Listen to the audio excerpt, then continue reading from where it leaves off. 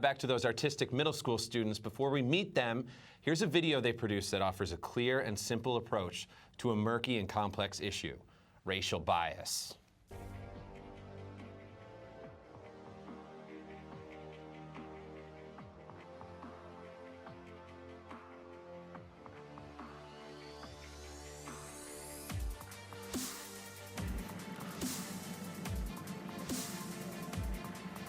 Excuse me, can I borrow one of your phones? I'm waiting for my mom. And she's, like, taking a while. She's late, and my phone's got a better power. You have to call your mom? Yeah. Okay. All right.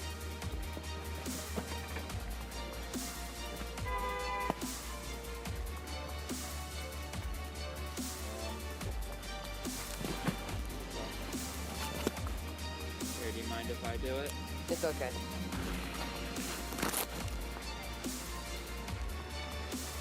Oh, excuse me? Can I borrow one of your phones? I'm waiting for my mom, and she's really late. And, yeah, buddy, of course you can. Have you got your mum's number? Yeah. We'll call her. Yeah, We'll call her for you, absolutely. Hey, wait, actually, I have your... Yeah, you can. How you doing, buddy? You right? What's your name? Will. Well, I'm Josh. This is Erin. Hi. Okay, what's your mum's number, Will? 917. Bear with. Excuse me? May I borrow your phone? I'm waiting for my mom. She's, like, really late. And my phone's out of battery power. 1 second. All right. Thank Can you borrow my phone? you. Yes. Yeah.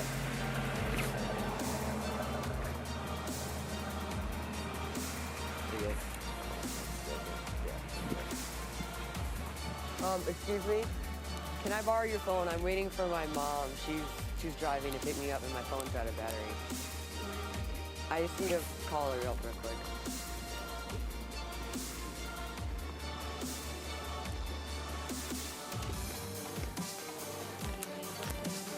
It is 917. Hi. Can I borrow your phone? Sure.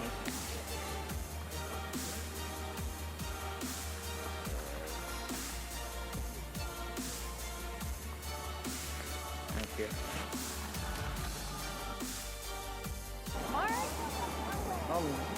Excuse me?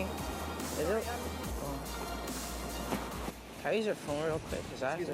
Can I use your phone real quick? Cause I have to call my mom. Cause. I've got to pick up my other son. All right. Say sorry. All right. Excuse me? Can I use your phone? No. Excuse me? Excuse me? Can I use your phone real quick? Cause I have to. Excuse me? Can I use your phone real quick? Excuse me? Can I use your...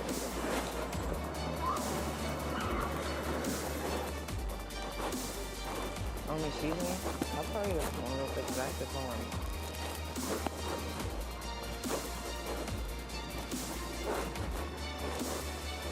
Ma'am, is it okay if I can use your phone to call my mom? What? I use your phone to call my mom because she was like, I was trying to meet her. What is the number I'll call for you? Oh, alright. Alright, it's 917.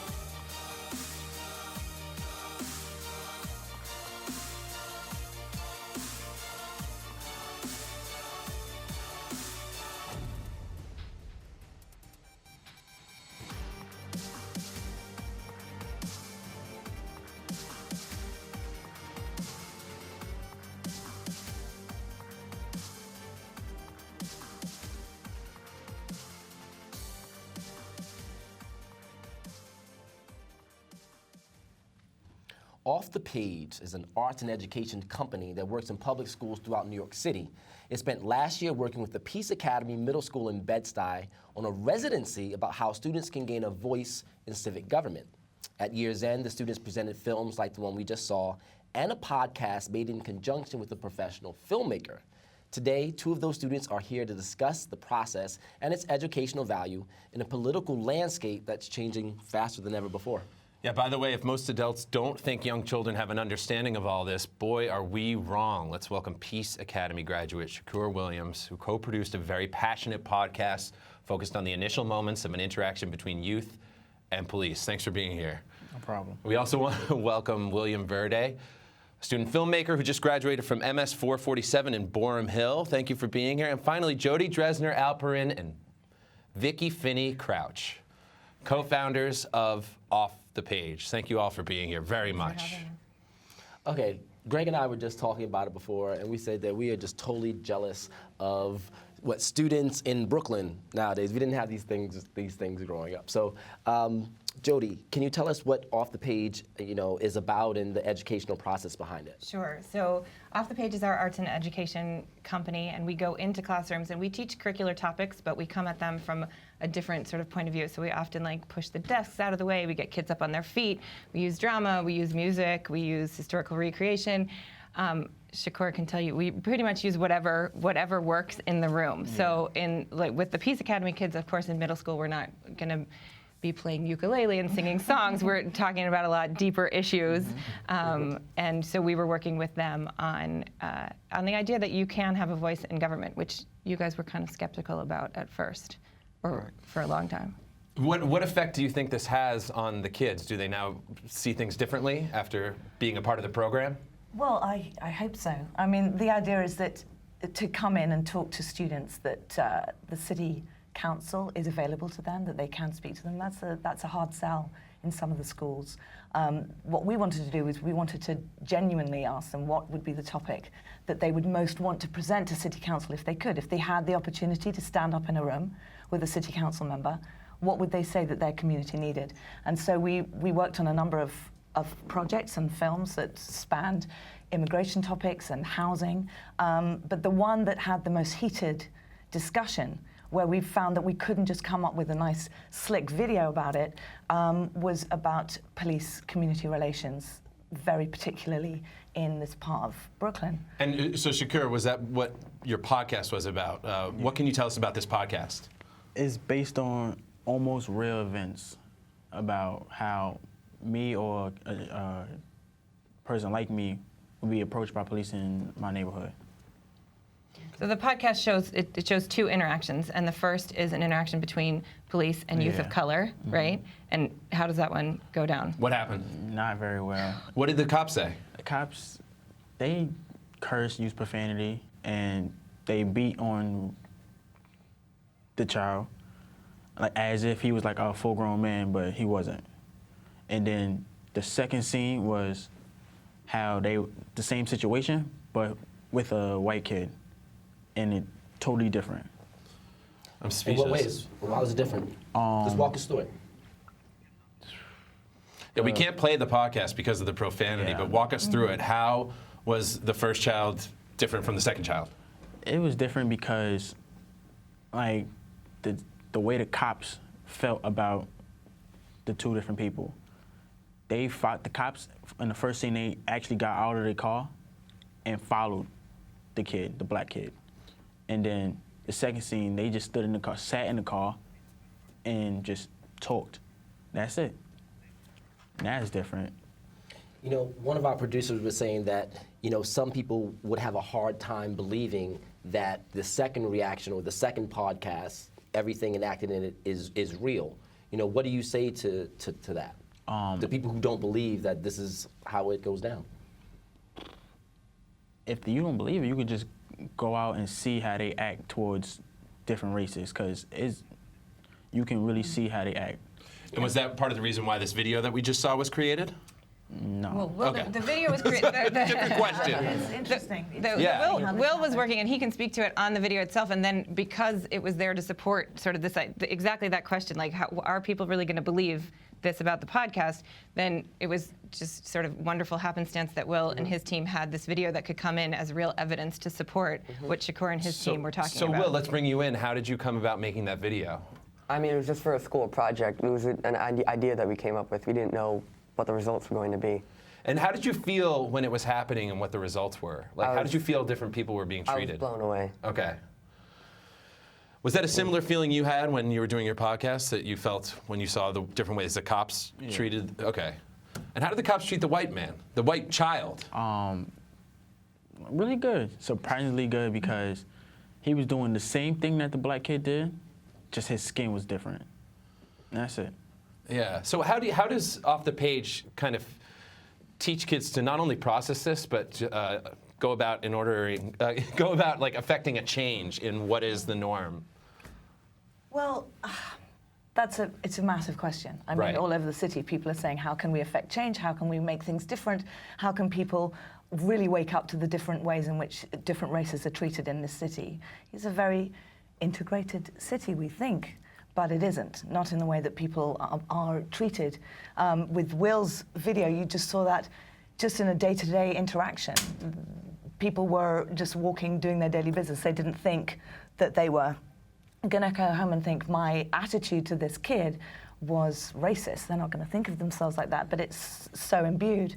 But how to affect change, that's a massive question, and we want to make that question be open to the students that we interact with. So one of the ways that we try to do that is that Will's group of people from MS447 and a whole group of people from Peace Academy did have the opportunity to bring their work to members of the City Council and representatives from council members' office and share the work and have a talk-back discussion with them.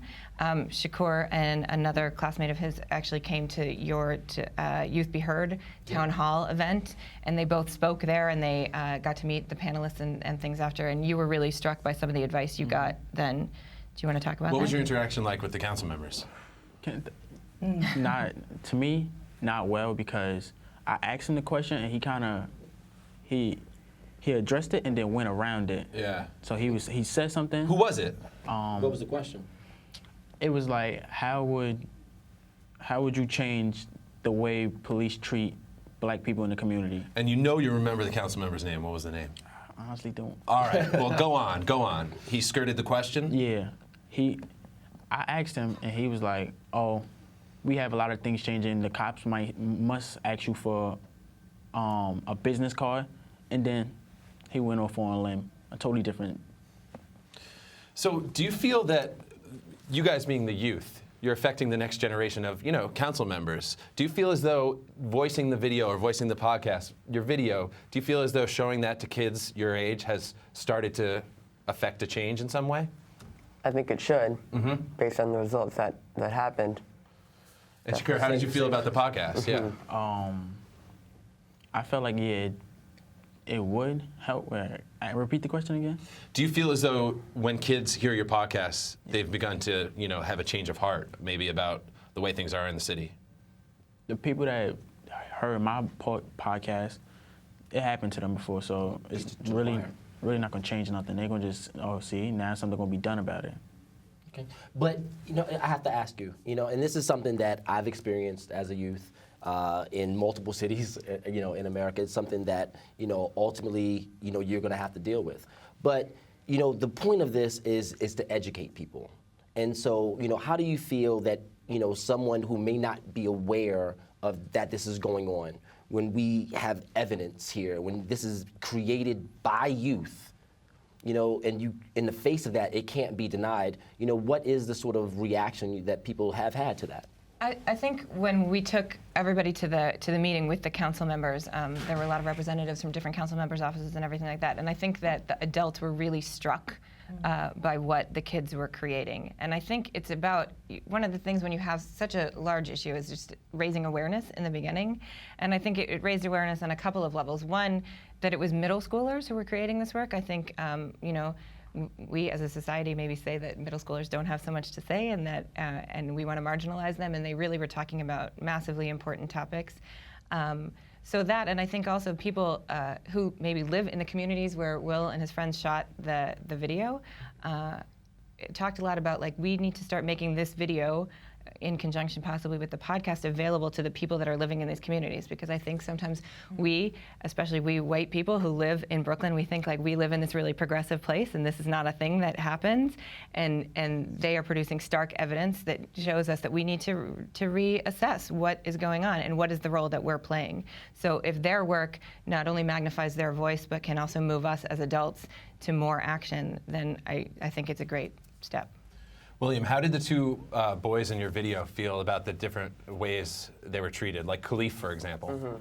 I don't think he really was changed that much. I think he actually expected that to happen, but yeah, I don't really understand the question. So how about the other kids at MS 447? Did they have any reaction? Oh yes, the teachers actually loved it. They really loved it. And the students, I don't still understand. Are there some students that maybe expected that to be the outcome of such a video, but it still kind of affected them in a different way, and maybe they want to make a change now? Or do you feel as though everyone kind of expected that outcome in your video? I think they did expect it. Okay. So how do we go about making a change? Like, how do we make action using Off the Page in order to kind of like change the way the kids are thinking about it? I mean, one of the things that we love to do is try to collaborate with partners. We like to think outside the box, that school doesn't just happen in a classroom at a desk. So it's sort of like how we ended up together with kids from MS 447 and kids from Peace Academy. Shakur got some great advice when he was here at the Youth Bheard event about next steps that he could take. You want to talk about some of those? Yeah. The advice I got was, if I want to go and have my voice heard, don't go alone, because they're going to just move me to the side. If I go with like a group of people that share the same idea, then they will have to listen to us. And so I think our goal, Vicky and I, would like to just help create. It's hard as a kid to make those opportunities for yourself, but if the students are going down the road where they say, like, I want to keep trying to have my voice heard, then it's our job to sort of help support them so that it's their voice that gets out there, but we can just try to help make those opportunities for them. Okay. Now, I also have to ask you, what other issues do you think may be on the horizon that you would like to sort of capture and bring awareness to? Honestly, I really don't know. Okay. So that's the most important thing right now? Yeah. Okay. William, do you feel like this has affected you in any way, like where you'd like to go after finishing a program like this? Yeah. Wait, like say it again, Like, has it affected like what you feel like about what you want to be when you grow up, so to speak? I don't know. I think this is just like a school project that we did, but it's just blown up into something really amazing. Do you think you'll still work with video and media like that? If we could do it again, we would.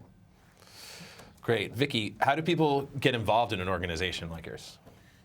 Well, they can look on our website, Off the Page, education.org, and get in touch with us. And we're very happy to collaborate with people. We custom craft our residencies with schools requiring for whatever they require, and we can bring in our methods of teaching and using active material to sort of bring those subjects to life. Okay. And where do you see Off the Page going? How big do you think Off the Page can be, and how many schools do you think you can bring this program to?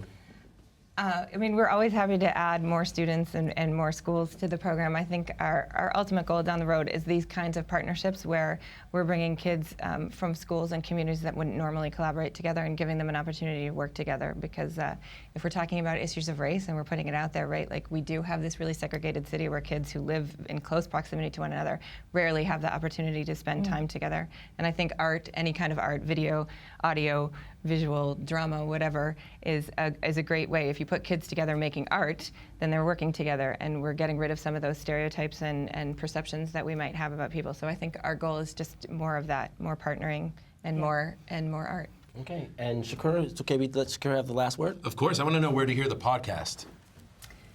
No? It's a good question. We can. You can ask. I guess I can't hear the podcast. We should make it available on our website. So we'll do that with a warning about the language, which is well considered, but with a warning about that. Okay, yeah. And final word from Shakur to anybody out there that may be experiencing different issues. Like you said, you came to the Youth Bheard event, and they said, don't go out by yourself, and there's strength in numbers. So to anyone who's watching today that may want to bring light to an issue that they're facing, what do you say to them? Just find somebody that wants to help you overcome a situation that you can't do alone. All right. William, Vicky, Jody, Shakur, thank you guys very much for being here, and thank you for the great work that you're doing. Thank you. I think Greg and I are going to find a time traveling machine and sign up for Off the Page.